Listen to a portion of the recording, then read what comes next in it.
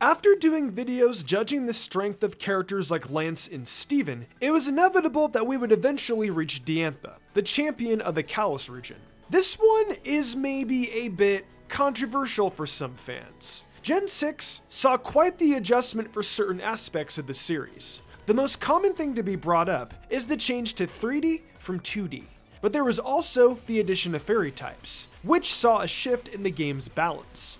Another change was a shift in the game's difficulty. Pokemon was never seen as a series that went out of its way to be seen as all that difficult. But Gen 6 saw a decrease in difficulty for many fans. The experience share was tremendously generous, and while you could just turn it off, most players never thought to during their first playthrough. And enemy trainers didn't feel like they were balanced around how high leveled your entire team could quickly become. And even without the experience share on, the game still gave you a free extra starter and a free Lucario with Mega Evolutions as an option. It was definitely cool to have these Pokemon, but it also meant the game was doing as much as it could to give you an advantage. There's a lot more to all of this than what I've mentioned, but the point is that this created a result that changed the perception of how fans saw the strength of the trainers in the Kalos region, including Diantha. It's important to keep this in mind when we ask the question, exactly how strong is Diantha?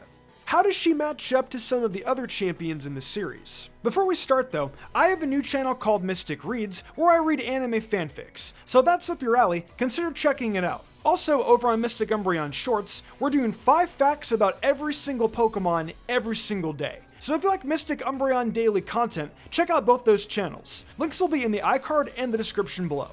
Within the lore of this series, Diantha is not only the champion of the Kalos region, but also a famous actress. And yeah, if you've played X and Y, you'll probably notice that the game doesn't do too much with this. She makes very few appearances before you battle her, and you don't get to learn too much about her other than extremely basic information, such as her fame from her acting career. We don't really get any solid references of the character in later generations despite that fame, which is pretty disappointing. This was especially jarring for some fans after Gen 5, which introduced characters that were fleshed out and had quite a bit of substance to them. I think players were expecting Diantha to have a bit more story around her since she was the champion, but that ended up not really being the case. Without much to say about her presence from a story standpoint, let's get to Diantha as an in-game battle. The path to her is actually really cool from an aesthetic point of view, with each Elite Four member having their own really interesting looking chambers. However, the actual battles with the Elite Four on the way to Diantha aren't exactly memorable, as they all have merely 4 Pokemon each, and the fights go by very quickly. As for the champion's own team, they range from level 64 to 68, and thankfully, she actually has a full team of 6 Pokemon. She'll open up with her Hawlucha, which will have its signature move of Flying Press, which is actually slightly weaker in Gen 6 than it is in later gens. Still, it's a pretty good opening Pokemon for her, with Swords Dance, and X-Scissor and Poison Jab for decent coverage. Though missing a pure flying or fighting type seems a little strange. Flying Press does have some great coverage on it despite losing effectiveness towards steel types. In her Tyrantrum's moveset, it will have both Rock and Dragon Stab, with Dragon Claw and Head Smash accompanied by Crunch and of course Earthquake for coverage. We really need a count for how many major battles in this series have a Pokemon with Earthquake in them. I feel there's no move I've brought up more than that one. To go with Tyrantrum, Diantha actually has its fossil counterpart, Aurorus. With the expected Stab Blizzard attack, it also has Thunder for potential coverage, though I think Thunderbolt would have been a more consistent choice. It has the option to bolster its defense with Light Screen and Reflect, but it may not be much of a help if your own Pokemon outspeeds it and you countered with a type advantage. Considering the game basically gives you a Mega Lucario, I'd say that most players turned both these rock types back into fossils. Then there's her Gourgeist, with its interesting ghost grass typing. I actually forget she actually has this in her team composition sometimes. To go along with its signature Trick or Treat, all of its attacks take advantage of its solid physical attack stat, as well as its grass and ghost typing, but without any extra coverage. Now we move on to what could be her most intimidating Pokemon, Goodra. This pseudo-legendary, with a base stat total of 600, has a monstrous special defense of 150, and a special attack stat of 100. Along with Dragon Pulse, Diantha's Goodra has strong water, fire, and fighting type attacks for coverage. Dragon is a pretty good defensive typing, but when a lot of fans played Gen 6 back when it was fresh, they had a fairy type on their team, even if it was just for novelty at the time. This meant that in this final battle, there was a good chance the player had a Pokemon that would be immune to Goodra's only stab attack, Dragon Pulse. Even so, it does have Muddy Water, Fire Blast, and Focus Blast for that coverage mentioned earlier. Lastly, there's Diantha's signature Pokemon, Gardevoir, which might be her actual strongest Pokemon due to the fact it has access to a Mega Evolution. And yes, that means that her Gardevoir is the only Pokemon on her team that actually has a held item. I won't harp on this too much, as there have been plenty of challenging strong trainers that didn't bother putting an item on most of their Pokemon. Yes, that includes the much discussed battle against Cynthia in the original Gen 4 games. Like her Goodra, this Gardevoir has 4 attacks: Moonblast, Psychic, Shadow Ball, and Thunderbolt. Moonblast was a new attack to go with the debut of the fairy typing in Gen 6, having 95 attack power. And her ace, being a fairy type, despite being predictable and inevitably prepared by the player, is still a good choice as far as her resume goes. Fairy is considered to be one of the strongest typings overall, and it's actually quite good that she doesn't lean into the gimmick too much. It's only her signature Pokemon that's a fairy type. Her team as a whole is pretty diverse. Her weak points just might be her 2 fossil Pokemon, and it's mostly because of how poor their defensive typings are. And a lot of players will probably still have Lucario on their team to take them out as quickly as possible to avoid the potential threat they might pose. But really, how good is Diantha's team overall?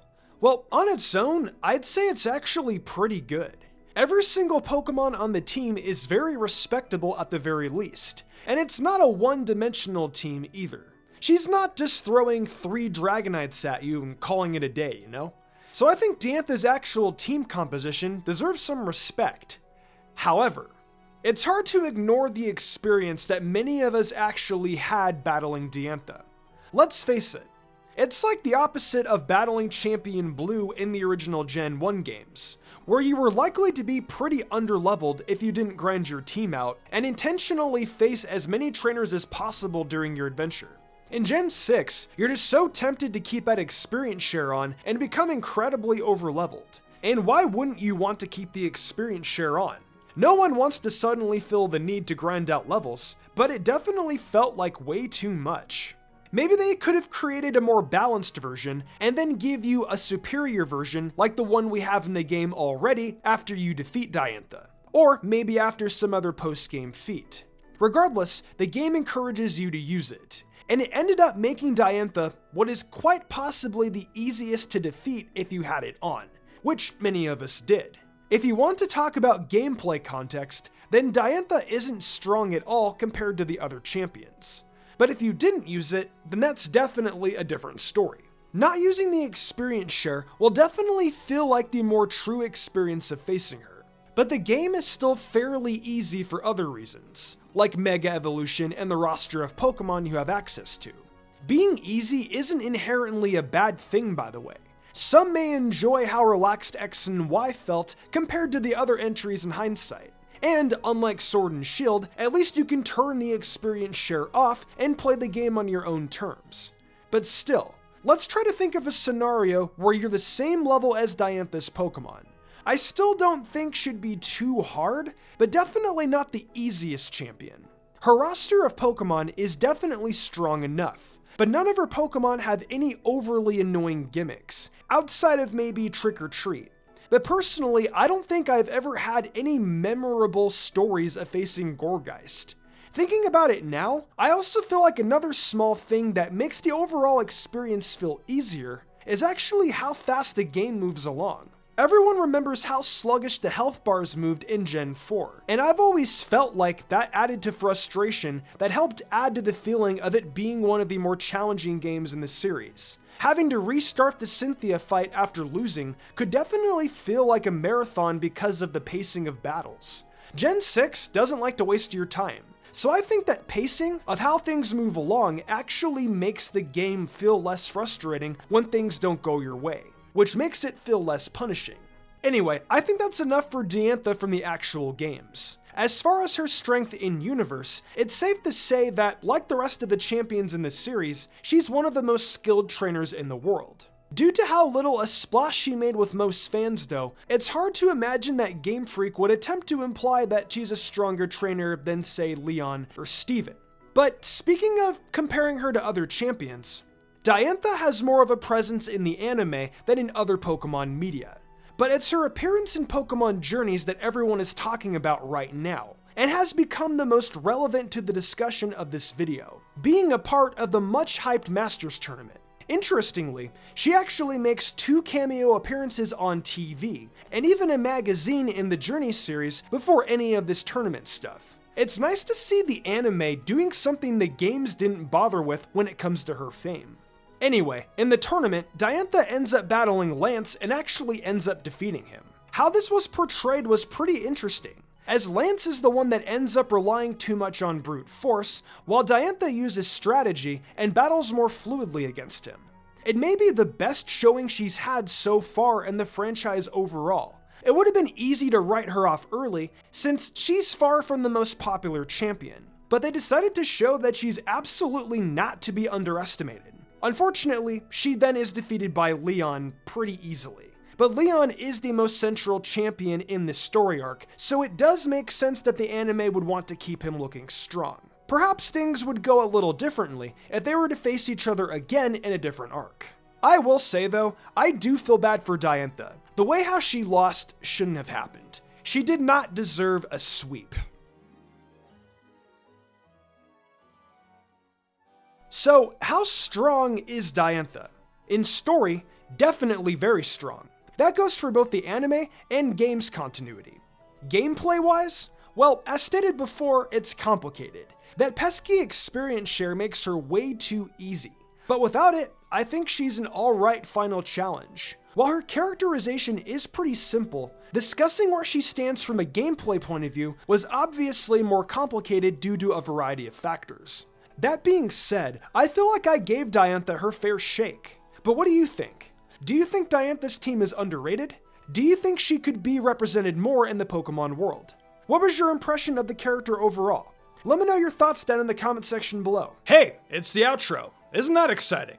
Thank you for enjoying another Mystic Umbreon video. We're getting ready to enter the fall, and the final stretch of hype for Scarlet and Violet is here. The excitement for Pokemon's 9th generation is at its peak, and I couldn't be more excited.